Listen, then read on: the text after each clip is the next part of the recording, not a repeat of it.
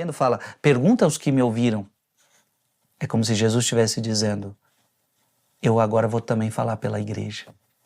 Eu vou falar através das minhas testemunhas, e não tem melhor testemunhas do que os apóstolos. E essa palavra Jesus está falando para os apóstolos, quem vos ouve, a mim ouve. Olha que bonito, quem vos ouve, a mim ouve. Ou seja, os apóstolos são a igreja. A pergunta que está sendo feita aqui é, mas e o mundo? Quer ouvir a igreja? O mundo quer ouvir a palavra dos apóstolos? O silêncio de Deus não consiste tanto no fato de que ele não fala, mas na maneira como ele se exprime e quão pouco interessados estamos para ouvi-lo. Então Mateus 13:13 mostra o desinteresse. Eu quero que você mais uma vez abra a sua Bíblia, porque essa palavra mostra o desinteresse da gente de escutar. Então, nós vemos muita gente reclamando, Deus não fala comigo. Às vezes não é Deus não querendo falar, mas é o desinteresse. Então olha que interessante, o silêncio de Deus não consiste tanto no fato de que ele não fala, mas na maneira como ele se exprime e quão pouco interessados estamos para ouvi-lo.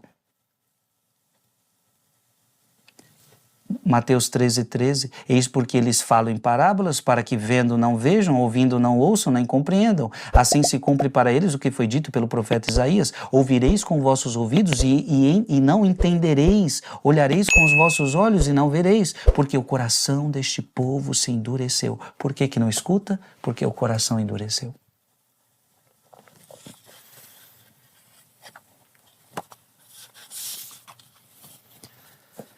A vida espiritual passa por alternâncias em que sucessivamente Deus se mostra e se oculta, faz-se ouvir e se cala. A oração nos ensina as sutilezas da palavra de Deus. É Deus que está em silêncio ou somos nós que não o ouvimos? É Deus que está em silêncio ou somos nós que endurecemos o coração?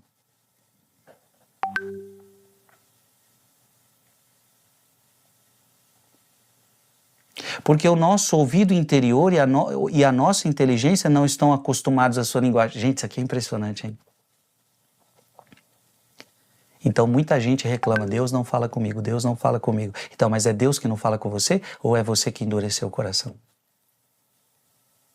É Deus que não fala com você ou é você que não está acostumado com a linguagem de Deus? Mais uma vez, Mateus 13:13. Eis porque ele fala em parábolas, para que vendo não vejam e ouvindo não ouçam nem compreendam. Assim se cumpre para eles o que foi dito pelo profeta Isaías. Ouvireis com os vossos ouvidos e não entendereis. Mas por que você não entende? Porque você não entende a linguagem de Deus. Porque você não quer abrir o coração. Olhareis com os vossos olhos e não vereis, porque o coração deste povo se endureceu. Você está entendendo? Por que não ouve? Por que não entende? Porque o coração está fechado.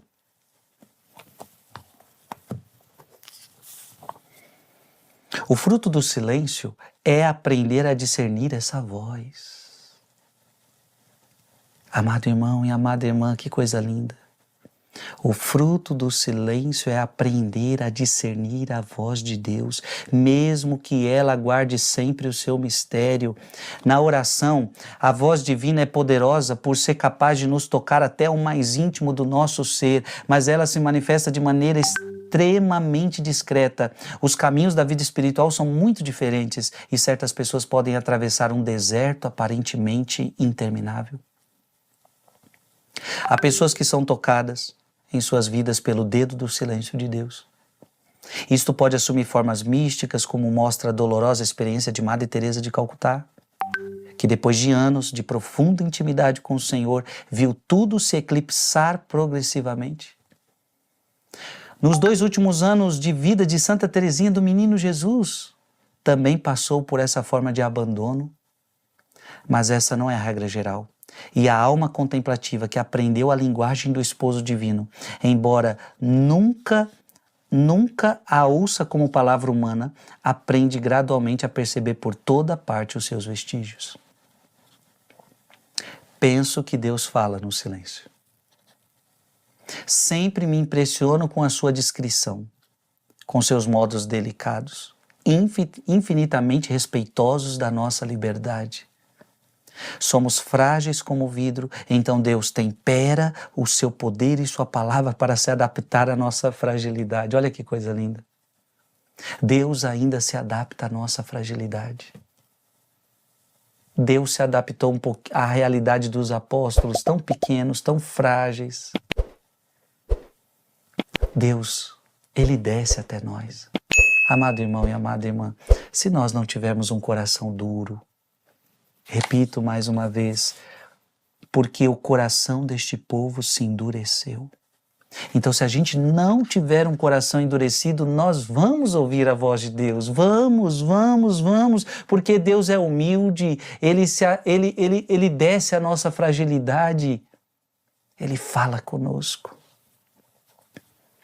E por que nos fala? Porque Ele quer, olha, Mateus capítulo 13, versículo 15, porque o coração deste povo se endureceu, taparam seus ouvidos, fecharam seus olhos, para que seus olhos não vejam e seus ouvidos não ouçam, nem seu coração compreenda, para que não se converta e ouçare. Ou seja, por que Deus quer que você escute? Porque Ele quer que você se converta, Ele quer sarar o teu coração. Deus quer sarar o nosso coração. O amor não se impõe e não pode se impor. Interessante, né? Frei, o senhor está falando de dureza de coração, mas por que Deus não arromba o meu coração? Por que Deus não arromba esse meu coração? Não, Ele não pode arrombar o teu coração. Abra sua Bíblia em Apocalipse capítulo 3. Apocalipse capítulo 3. Versículo 20. Eis que estou Ele pode arrombar teu coração? Eis que estou à porta e bato. Ele bate a porta. Se alguém ouvir a minha voz, Ele não vai arrombar. Você vai ter que entender que Ele vai bater na sua porta. Ele vai falar com você. Mas você vai precisar ouvir. Primeiro passo, você vai precisar ouvir. Então, se alguém ouvir, primeiro passo, se alguém ouvir a minha voz e me abrir a porta. Então, o primeiro passo, você vai ter que ouvir a voz. Aí você quer ouvir, aí se você ouvir a voz, aí você vai ter que ver se você quer se converter, se você quer que Ele te sare. Pronto. Não, eu quero mudar de vida, eu quero escutar a tua palavra. Pronto. Aí Ele entra na tua casa. Eu abro o meu coração. Eu quero, porque veja, abrir o coração para Cristo é deixar Ele entrar na sua casa para ser o seu Senhor, para tomar conta da sua vida.